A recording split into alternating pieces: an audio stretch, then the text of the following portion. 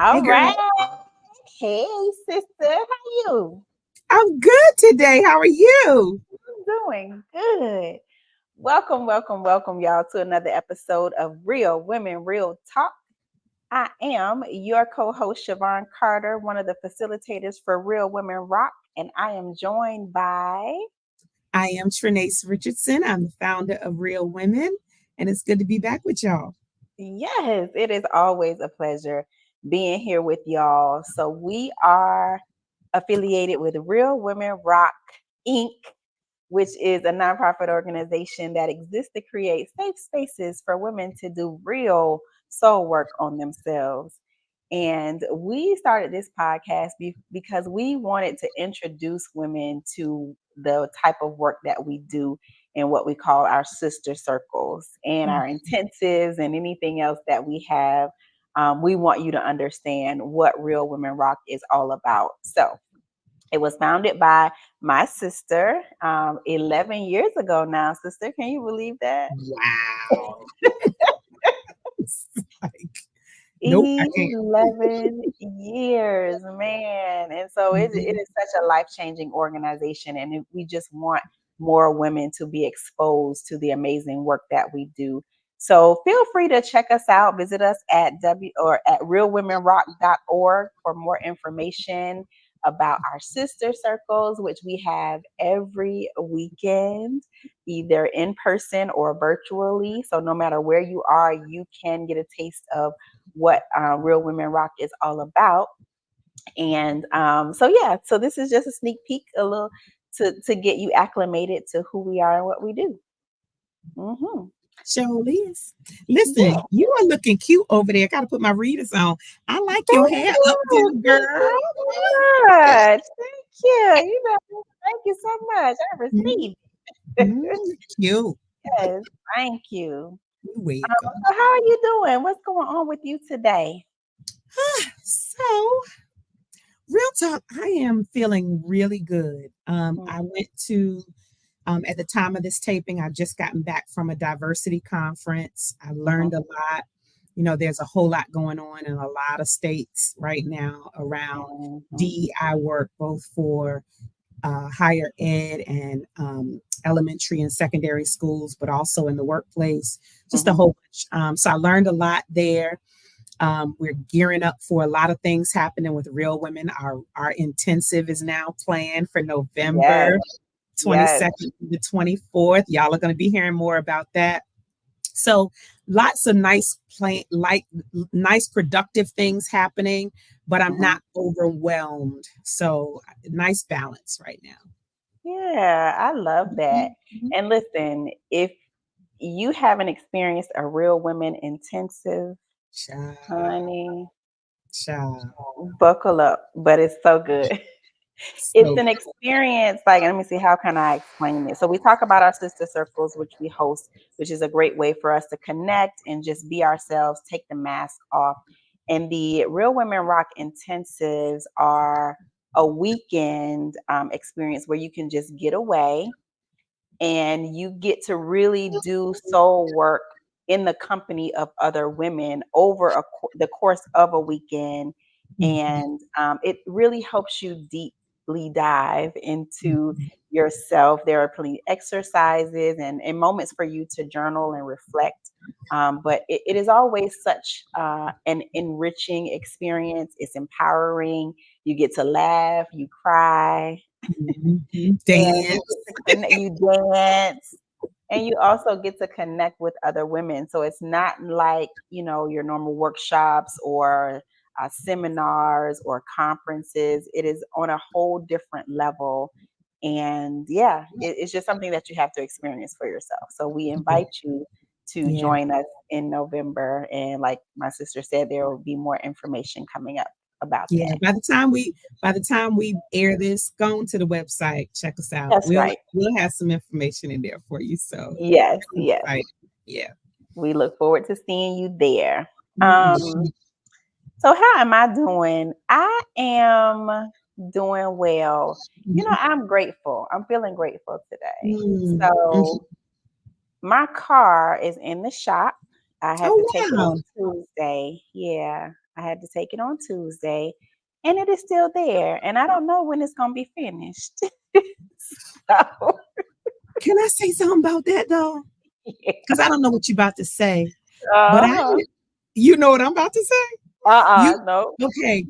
So a few episodes ago, you was talking Mhm. about this car baby and Uh-huh. how at the time it was the thing that you wanted because of all of the Mhm. bells and whistles and how it looked and all of that. But you Yes. were thinking about now transitioning to something else. Right. Is it happening? It is not happening, no ma'am, and I gotta be careful what I say about my baby because she was like, "Oh, okay, you wanna trade me in? Imma show you."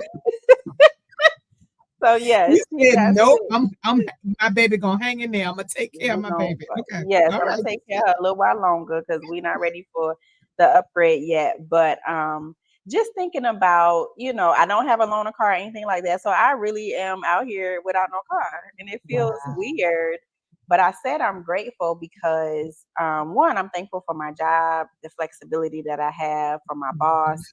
I did go in today, I had the bum ride and then take Uber back, but just the flexibility. He's like, yeah, just telework the rest of the week, it's fine. Mhm. And I'm just thinking about other people who don't have that level of flexibility. Like they would really have to Mhm. figure out how they're going to get to work. I'm grateful that even though it's going to cost a lot of money, that I have the money to pay for it. So Yeah.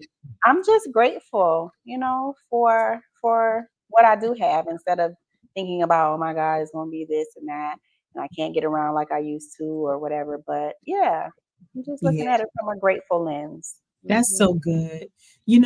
I've been in the space lately of really thinking about what really matters. And Hmm. at the end of the day, some of the stuff that we ruminate over and spend so much time striving for, it Hmm. really, at the end of the day, does not matter. Like at the Hmm. end At of a all. figurative day, a real day, at the end of our lives, like a lot of this stuff doesn't matter. And so, Hmm. so for you to transition from, instead of I don't have my car, I don't have my car, I don't have my car, to I'm grateful because I got this good job. I've Yep. got, I got life, health, and Yep. just to be able to look at the positive side of it. I love that. Yeah. Mhm. So Good. that's how I'm doing. I'm choosing gratitude today. So yeah. That's good. Yes, ma'am. Yeah. But then, so this is an interesting segue into the real talk segment because I'm not grateful for this experience, but You said but and I'm this and that. So I'm grateful on this side, but this I would not like. So a real talk segment. I want to talk about this because recently I had to travel for work, okay. and I noticed when people are in the airport, there are some people that have full-fledged conversations on their phone loud enough for other people to hear.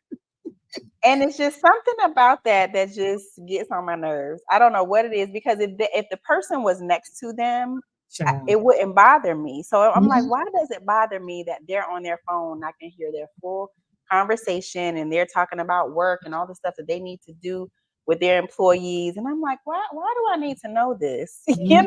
So I was just wondering, sister, how do you feel about people talking on their phone in public? Is it a pet peeve or it doesn't really bother you?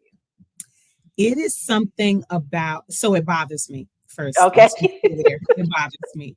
But I think the difference might be I get to experience the whole thing when you got somebody with you. Like I Yeah. get to experience y'all's joy. If y'all are cackling and kikiing together, I'm like, oh, that's Mhm. cute. I don't Mhm. understand what's happening on the other side because I can't hear it. So stop it. Like, stop it. Unless you're gonna bring me in on the joke or what Yeah. happened at work, like Yeah. stop it. Don't Yeah. don't do this to all of us. Like we hearing one side of the story. So I'm like irritated. Stop it. And then what's also funny about that is yes, it irritates me, but according Uh, to the loves of my life, my uh, family, they all tell me I'm loud as all get out, as You do anybody that else too? is. So I'm sure I said that in a previous episode. So Yeah. I am your pet peeve, according to them. But That is but so funny. but I am so sensitive to it now that I'm really Yeah. aware. Hmm. And um, trains, I love riding a train, but I cannot Okay. stand to be on a train and hear all of what's going on. So I usually choose like quiet cars, or Hmm. I do things now that cause me to be quiet and to Yeah. also not hear other people's noise. Oh my goodness. So It it was really just bothers so you, funny. huh? It bothers me. I was sitting waiting, and it was early in the morning. That was another thing. It's early in the morning.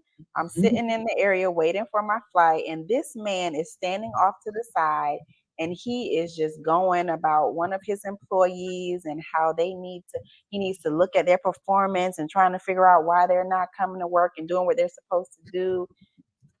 And I'm like, Uh-huh. sir, I just, Uh-huh. uh, Uh-huh. Yeah, right. yeah, uh-huh. Uh-huh. Yep, that's what she said. I told Yes. her that it's ridiculous. She got to do better. Yes. And then Uh-huh.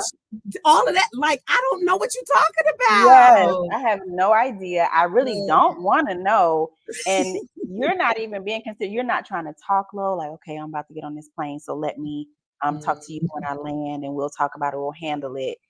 I could mhm. be that person's cousin. You don't know, Right, right. You name the and you names. telling all of their business. Oh my goodness. So Too yeah, it just funny. I don't know. It just bothers me. Yeah, that's a pet peeve. So yeah, you chose violence today. You being petty today. I did. I'm being a little petty, and if that is you, I'm not judging you, but I don't like it. I'll just say that. But you grateful. But you grateful. I'm grateful for other things, just not people talking in public on their Just phones. not That's it. that. Oh my goodness. So we would love to hear from you. We want to know how you feel about this topic. So hit us up on speakpipe.com/real women real talk. So you click the Mhm. link, you leave a message. It's only about 90 seconds, but you can end it and click it again and keep talking and tell us what you think about people who talk on their phones in public. Are you one of those people? Let us know if you are that person too, because we want to You know. We would love to hear you from are you. our pet peeve. We love you. I just don't like it. Yes. We love. Just stop it. Oh no, and stop it. Be considerate of other people around you. But anywho, all right. So, are you ready for our deep dive segment, sister? Yeah. Ready Okay. to go swimming. We are going to go swimming in this deep dive segment. We expound on a nugget from the latest Real Women Circle, or just something that has popped up in our minds that we wanted to talk about with each other and with you all today.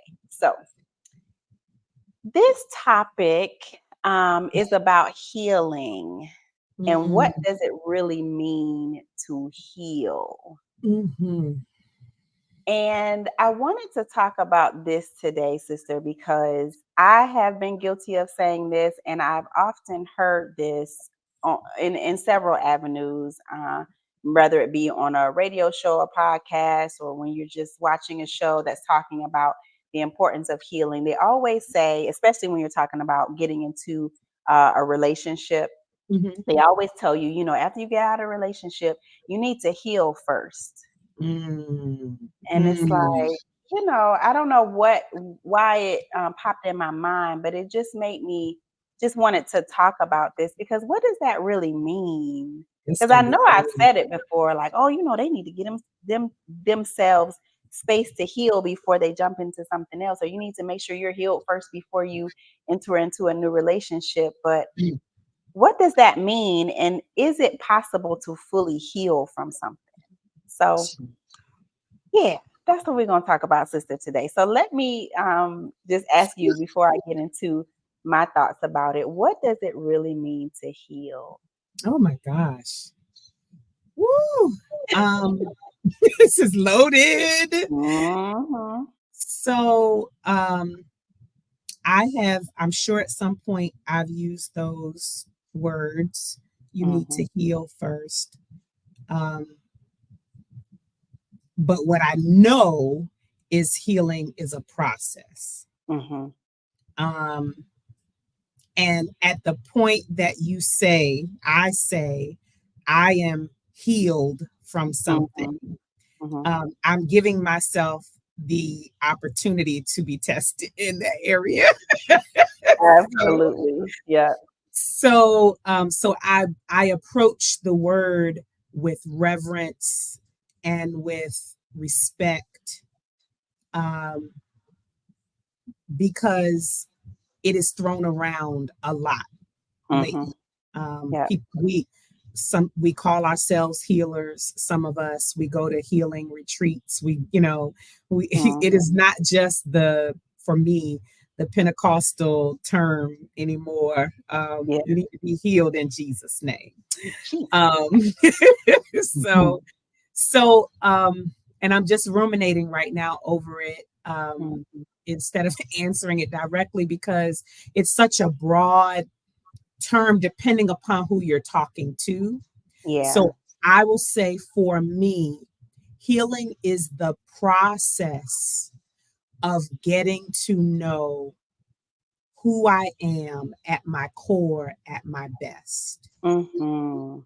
Getting to know who I am at my core, at my best. Because Mhm. oftentimes what happens is if I act or speak um, outside of my healing process, Mhm. then I am usually knee jerk or reactionary to what's happening and not really taking a moment to think and Mhm. to process and analyze and go inward to figure out what my reaction should be. Right. Mhm. And so I think when we say you need to heal first, what we mean in all goodness is we are trying to say, you've had this relationship, you've had this bad experience at work. Take a moment and center yourself, go inward, Mhm. figure out what happened, what triggered you, or what mistakes were made so that that does not happen to you again, or you don't Mhm. end up in that same place again. And then Mhm. maybe once you do that, you are focused enough on the lessons learned to be able to move forward. I get it, but I Mhm. don't, I think it's a very, I'm not going to say prideful or egotistical. It I think it's a little too premature sometimes for us to say I'm healed. It's a Yeah. process. Yeah. Mhm. Yeah.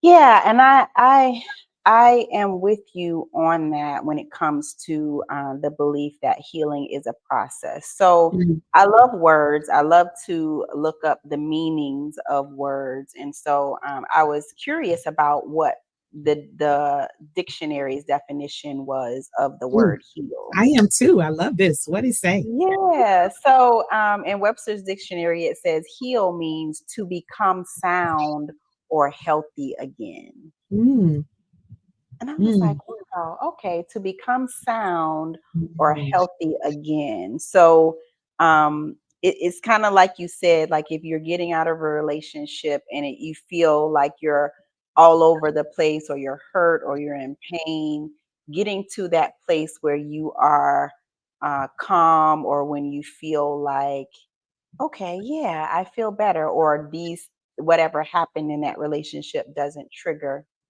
um, you on the level that it did. But I just believe that healing is a journey, right? mm, And mhm, just thinking about my own life, there are some things that I've gone through, some wounds that I don't think I will be fully healed from, mhm, meaning that I won't have to manage myself or the triggers around that. So, for example, when it comes to my relationship with my father, mm, that is a deep wound mhm, because I grew up without my father in my life. He was dealing with his own stuff and he was not, he chose not to be there. And that impacted me. It made me feel abandoned. It made me feel like something was wrong with me. It made me feel insignificant. Yeah. And it caused me to have some respect issues as it relates to men. And then just my relationship with men was impacted by that. Mm-hmm. And um, going to therapy and just learning about how his absence impacted me, even though I have learned tools of to recognize when I'm triggered by those feelings or that experience, it's still something where I can still get triggered, even though I've done a lot of work around it. Yeah. And there Yeah. was a point in my life where, just wrote forgiveness letters and had conversations with him. So I did all the things that people said you should do. Express how you feel, make sure you forgive him, don't hold on to it. And so Yeah. going through all of those processes, praying for him and stuff like that, it didn't take away the triggers, and it didn't Mhm. take away just the impact that I had from that experience of sometimes just feeling like I don't even know how to describe it, but I know that it's associated with him not being there. And so that's one of the things that I don't know that I will ever feel whole in that area, you know. Yeah. Yeah. Um, but I know how to manage it, and I'm aware of it. So that's one of the things that is just like I'm heal. I think healing has levels to it, you know. Mm, mm, Yeah, mhm, mm. yeah, So, a lot of stuff just came to mind for me. yeah. First, the definition that you gave Mhm, put me in the mind of the word whole, right? mhm, WHOLE, mhm, to become sound or healthy again. And what mhm, it reminded me of, we say this in Real Women all the time, that we already are everything that we need. We just have mhm, to come back to it, right? mhm, So we have to, I love that RE means again. So it's like we have to remind ourselves and we have to remember, come back to ourselves. We have to recall, we have to call ourselves back to ourselves again, because there I don't believe that we have to have something outside of us to be completely healthy and whole. But mhm, then what happens is environment, childhood, all those things, they end up happening to us, traumas, dramas, mistakes we make, they end up happening to us. And as you use the word wounded, and mhm, and then it's, I think you alluded to this, however deeply the wound is, because something can happen to us that would hurt us, but it's like a splinter in your finger. You pull it out, it heals easily and fast, and you can't even remember some of the hurts that have happened to you. And so they don't affect you as much. But then something as deep as your father, as you said, it reminds me not just of like a surgery or operational wound that has to heal, but even like if your leg was cut off from the knee, mhm. or if your arm was cut off, Yeah, that it's now like a missing piece of you, yeah. right? Mhm, And what's crazy about that is, and then I'll pass it up back to you, is that because our bodies naturally, in a literal sense, can heal itself, our wounds can close back up and all of that, we can end up slowly at some point feeling like, that wound is healed, quote unquote, no longer, open or so as mhm, sore as it used to be. But mhm, if we were to bump against something, we would mhm. maybe feel it sore and sensitive in that spot. Yep. Or there are even what they call ghost feelings. Like if you lose your leg. It can almost feel like sometimes that it is there, something is there when it's Mm-hmm. not really there.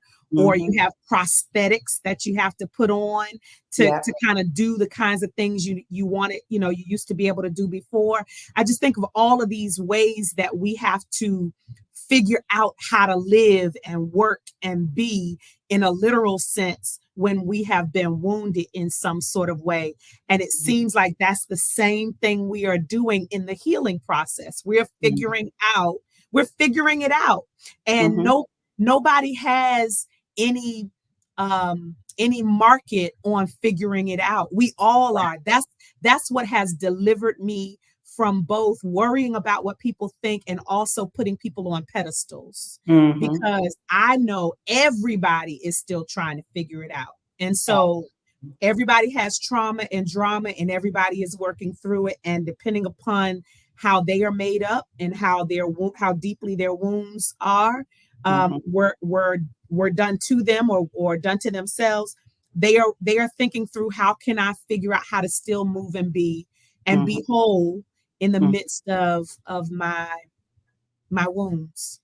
But I love the analogy that you gave of losing a limb, right? Mm, Because that's essentially what it feels like. Like, mhm, even though uh let's say it feels like the loss of a limb where it's been cut off, and I'm still learning how to, let's say if it was my arm, I'm learning how to operate without the full use of both of my arms, mm, right? mm, mm, And so I can't act as if it never happened, or I can't act as if I have full use of both of my arms, because that's not true. And so mhm. it is a constant adjustment to the reality that this is going to be something that I am managing for the rest of my life. It's Yeah. almost like a handicap. It feels Mhm, honestly like a soul handicap, where not being a victim about it or making mhm, excuses or leaning on it, but it is a reality that when you have a parent that did not fulfill, their role, or who was not there to fill the role of father or of mother, it's going to affect you in some kind of way, and absolutely. and it's going to have lifelong impacts. And so it's one of those things where when I think about healing, it's an oversimplification when we just say, oh, you need to just take time to heal, as if you just have a window. Like, if you just take a year, or if you take 6 months, then you're not going to have to deal with that anymore, Talk and you about will be fine, right? And mhm, so it just really makes me think about that, and just how it's like, man, I don't want to tell people that anymore. I don't want mhm, to, mhm, because it's such a complex thing, and then it depends on what the area of healing is, right? mhm. Because something as deep as a father wound, that's a deep wound, but it could be something as simple as you got into a disagreement with someone, and it hurt you, but it didn't cut as deeply as, not having your parent there. So Mhm. it may not take as long for you to work through that, like you said, and to get to that place of feeling sound and healthy again. But it still did impact you, and there is some work to be done there. So Yeah, I think it just depends on the circumstances. I think it depends on the issue. But I think what I'm lifting up for us to really consider is it's not as simple as we make it to be. And I think we just need to give ourselves grace and other people grace, and respect, each other's healing journey. girl, let me tell you why I love real women. Yeah. We are not having it. We are not having it. You t- so the one thing you don't want to do, there are a whole lot of things you can do coming to a sister circle Mhm, mhm, facilitated by real women. But one of the things you can't do is start pointing your finger and say what you need to do is, that's mhm, just not going to work. That's not going to work for none mhm, of us, because we don't get that safe space oftentimes to just not be okay, to mhm. say I'm not over it. Yeah. And it's I think it's not until we get width and breadth of what that means for us to feel that, Mm-hmm. that we are able to grow through it and to go through it, because oftentimes people are still stuck because they have not processed, and because Mm-hmm. they have not, they've been stifled and trying to suppress it.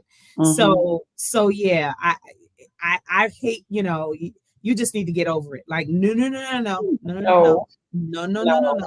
That's Mm-mm. not what we're doing here. Mm-mm.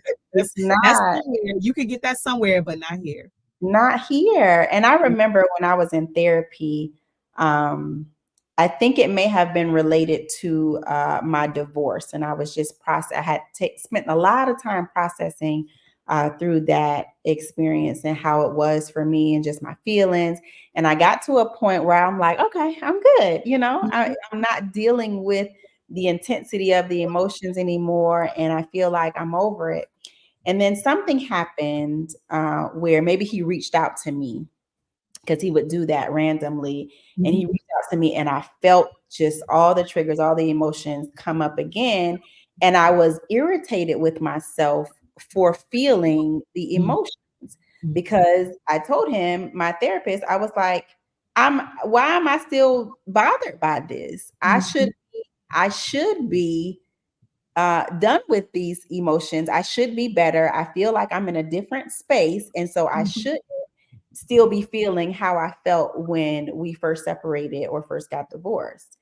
And mhm, he was like, "Well, who told you that that is how it was supposed to go?" And then that's when he helped me to understand that healing is like peeling back the layers of an onion. mhm, You can be good on one layer, but as you're peeling back, then there's more to explore in that area. And mhm, so mhm, you may never really be fully resolved, or you may never get to a point where it doesn't bother you anymore. You just know what to do when those triggers come up. And so I was like, man, you're right. But it's like, I just want it to be done. I don't want to feel anything connected to that mhm. person anymore. But it was just the understanding that this is okay for the emotions to still be there. It's okay if you still feel bothered by certain things. It's what do you do when it happens is the Yeah. question. So what came to mind when you were talking, because as we love talking to each other, and we know that we are in community with you all right now, and so Mhm, I know that there's some folks on both sides of the fence, right? There's some mhm, folks who are, well, there are a couple of, there's four sides to this fence, I guess, because there are some of us who are not feeling healed from mhm, something, mhm. and maybe feeling guilty about that, like feeling Yeah. and have been made to feel guilty about how we have not gotten over it, whatever it is, and been ready to move on. And then there are some of us who are those folks who are pointing the finger, and Mhm, who have time frames that they give themselves and other people, and if you're not over it by then, there's a problem, there's an issue, something going on with you. And mhm, I guess I'll stay there for a second, because whatever side of the fence you're on, I want to try to model something that we use as a practice and a tool in Real Women, right? So mhm, for the person who's pointing the finger, I would like to offer you a thought. I just like to mhm, offer you a thought, something to think about, is to give someone the grace and the space that you would appreciate someone giving you. mhm. And what I just did is exactly what you could do when you want to pour into somebody, and you want to just tell them you need to be. Right. What I'd like to offer you is that, you know, he is not for you, and you are, you could move on and do some other things, or Mhm, maybe this job. What I would like to offer you feels, or can I offer you a thought, or can I, mhm. it feels better than, let me tell you what you need to do, or you need to be over it by now, or, get up, or, whatever, Mhm, whatever you want mhm. to say. because you give me the invitation, and then I get to accept or decline. Right. so Exactly. so Mm-hmm. that's just a tool that can be used when you feel like, you want to tell somebody they need to heal first, or you got some advice that is just life changing. And so we are so arrogant, like we are We just feel so like we know the answer and what we got exactly what people the need to answer, do. child. We know exactly what to do. And so when that comes upon you, when that Right. spirit Spirit. comes upon you, just consider Mm-hmm. offering them something. And if they choose, at least they can say, well, thank you, I appreciate it. And then Mm-hmm. move out, you don't have to be a bully about it. And then, if you're on the side of not, hopefully you've heard us, like there is no end date, there is no finish date, there's no finish to the finish line, in my opinion, of healing. It's Mm-hmm. so specific and process driven that wherever you are, it's okay. Mm-hmm. Wherever you are is where you are. And Mhm. and just understanding that this is really a journey. Yeah. Mhm. Yeah. Yeah, that was And good. all we're offering is for you to explore if there is an area that you feel that there are some unresolved emotions and feelings, to explore that for yourself, and not to feel like it has to be finished or end right here, as opposed to just processing it in this moment, and then as another moment comes and you may have to process it again, and that is okay. So Yeah, healing is a journey. it's a journey. I love the layered analogy you gave too. Yeah. All Mhm. right. Well, thank you, sister, for Thank you. engaging in this conversation, because it's something that had been on my mind for a little while. So I knew it would be great for us to talk about it. So thank you for sharing your Mhm. your perspective on this. Absolutely. Thank you. Okay, so let us move on into our next segment. Put myself in her shoes. And this is a good one, sister. I cannot wait to hear your thoughts about this, because this Okay. this is a scenario that I think a lot of people can relate to, because this unfortunately happens, a lot in people's friend circles. Hmm. So Derek and Tiffany, they were married for 15 years, but they divorced a year ago. Okay. When they got married, Derek introduced Tiffany to his circle of friends, and she got really close to the guys and their wives. Hmm. Hmm. She became like family to them. Hmm. So Derek's friend Joe is planning a vacation, a couple's vacation, and he's trying to figure out how to handle things now that Derek and Tiffany are divorced. Hmm. Um, could Derek bring another woman, even though the wives are still close to Tiffany? Should Derek go by himself? Should Tiffany be invited and bring another guy? So these are all the questions that Joe is asking himself. So if you were Joe, how would you handle this situation on Joe's side? And if you were Derek or Tiffany, how would you handle it? Would you want to go, or, how would you feel? Run, Joe. Run, Joe. The policeman at the door. I, I wouldn't touch this with a 10-foot pole. Neither one of them going. No.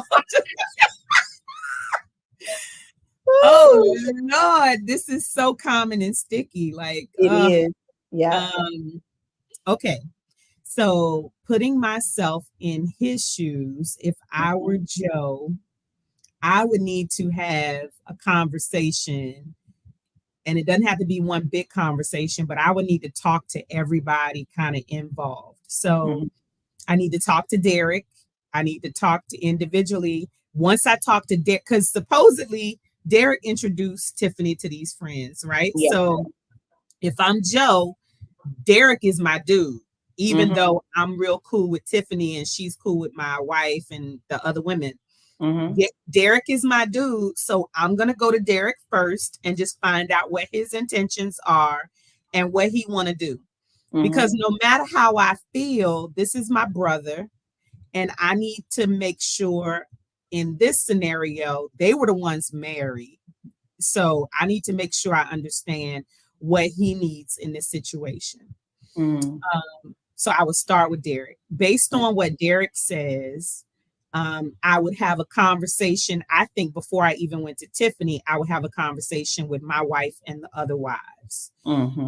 because this is not going to be a fun trip if it's just awkward, right? Right. This is not going to be fun. So what is y'all's preference in order for y'all to have a good time? Because they might say, we want her to come. We don't care about who Derek is messing with now. He can Mm-hmm. deal with her at another time. And we want her to come. She can be in a separate room. She don't have to be with him. She don't Mm-hmm. bring nobody. He don't bring nobody. You know, like, Yeah.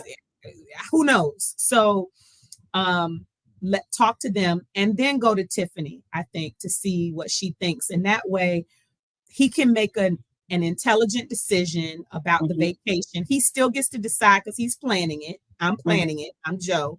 I'm planning it. So I still get to decide ultimately what I want to do, but I don't think I should just do whatever I want to do. I think I should consider everybody in the situation. Mm-hmm. Mm-hmm. Yeah. Okay.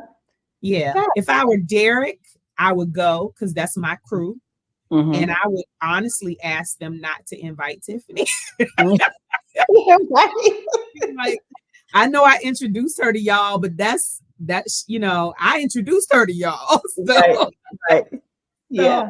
I want to be able to enjoy this trip. Now, if y'all don't want me to bring my new boo, then maybe I'll consider that. But I don't want this to be awkward. So Okay. Okay. yeah. What you think? So if I were Joe, I would have a conversation with Derek, because I know I probably would have already talked to my wife about it, Mm-hmm. and she would probably share her sentiments about we don't want no new chick coming up in here and all that kind of stuff. Right, right. So I would honestly have a conversation with Joe and be like, look, man, I mean with Derek and be like, look, man, we want you to go on this trip, but I think it'll be too awkward if you were to bring somebody. Like you're Right. welcome to come, but the woman that you bring is not going to be comfortable because the wives ain't feeling it right now. They still stuck. Mm-hmm. They still talk to Tiffany, and we just don't want no awkward energy. So Mm-hmm. it's up to you, but you can only be just one. You can't blame no plus one. Mm-hmm. And I would leave it up to my wife to talk to Tiffany and be like, we love you, but maybe we can plan a girls trip, but we don't think, Derek is going to be there. So we don't think it would be a good idea for you to come or just not invite her. So she don't even have to know about the trip at all. If I were Derek or Tiffany, I wouldn't want to go. If I were Derek, I probably would go and just not bring anybody, even though everybody will be coupled up. I'll probably just be looking to see, who else on the beach, because I know it's somewhere on the beach, who else out there that I can, connect with. But if I were Tiffany, I wouldn't want to go. One, because that's my ex-husband. I don't really feel like being around you and your friends, and I'll just get with the wives and plan like a girls trip or something like that. But I think it would just feel too awkward to go on that trip and just stir up too many feelings. So Yep. Yep. mhm. Yeah, girl. Don't go and don't. I mean, why put ourselves through that, especially if it's supposed to be vacation? Like, Exactly, exactly. You mm-mm. don't want that energy on vacation. So yeah, but I know this happens so many times. So y'all let us know if you've ever been in this situation before. Hit us up on speakpipe.com/real women real talk and let us know how you've handled this in the past or how you would handle this situation if this were your scenario. We would love to hear from you. Mm-hmm. All Mm-hmm. right, sister. So we are at the end of our show where we talk about a spiritual nugget that we get to leave, a nugget to inspire, encourage, and uplift those who are watching and listening. So, what do you have for us today? Oh my goodness. It went by so fast. Such a good conversation. I'm still stuck at healing. That was big for me in this conversation. And I guess I'm just thinking about the process of healing is Mhm, different for everyone.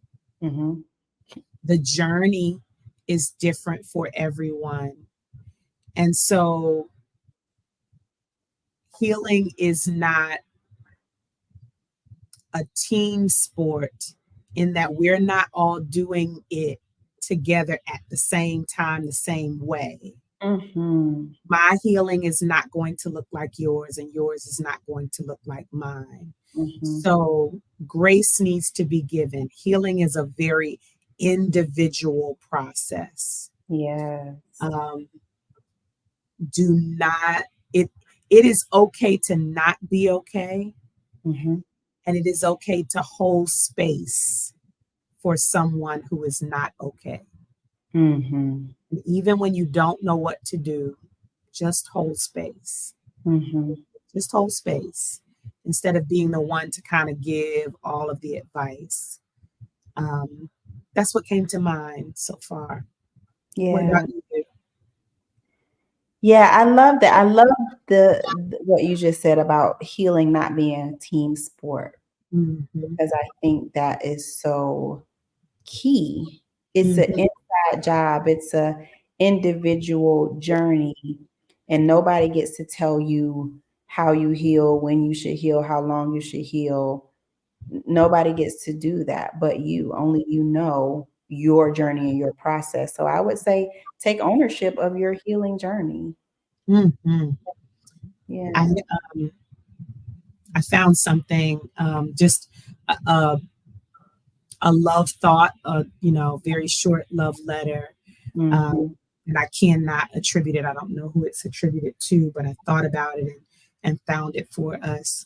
It says, "Dear heart, this healing comes in waves. Mm. On some days you will drown, and on Mm. other days you will float. Mm. On some days you'll feel broken, and on other days you will feel renewed. Be patient with yourself." Mm. Mm. Mm. I love it. Yeah. I love it. Oh, I love that. Thank you. Mhm. Mhm. Be patient, y'all. Be patient with yourself. You are on a journey. Mhm. Mhm. All right, y'all. Well, this has been another amazing episode of Real Women, Real Talk. We invite you to check us out. If you have been intrigued by the work that we do, this is only a snippet. This is only a sneak peek. And we invite you to visit us at realwomenrock.org for more information and how you can connect with us and attend one of our upcoming events. So we would love to see you in one of our circles, whether in person or virtually, or at our intensive or anything else that we may be hosting this year. So until next time, bye y'all. Hi, y'all.